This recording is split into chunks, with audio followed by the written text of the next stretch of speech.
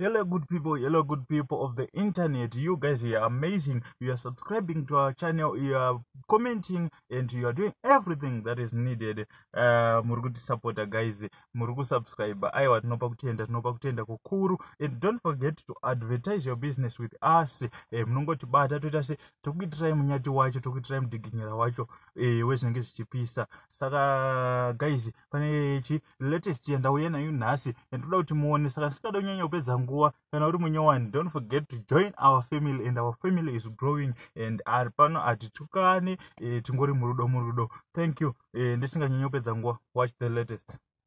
Right, zvinenge zvichipisa, zvinenge zvichitenderera, ndo zvatinounza paBombshell Television. Right, nyaya yandauya nayo yakapenga iri kuitika paSouth Africa yeMakudo Echirume ari kurara nevanhu, ari kubata Chibharo, vanhu vechirume zvekare. So Makudo aya ari kunzi magay.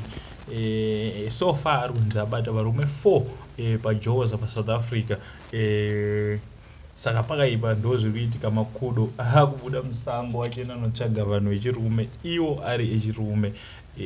Guys, nyika yakuenda kusiriko.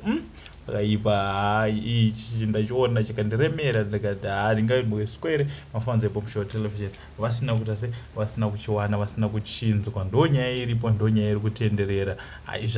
Hatingamboti mishonga akutongopandukawo kwenature ine zvinenge zvatongoitika, ivo vanhu vazara kupanduka. So tell us what you think in the comment section.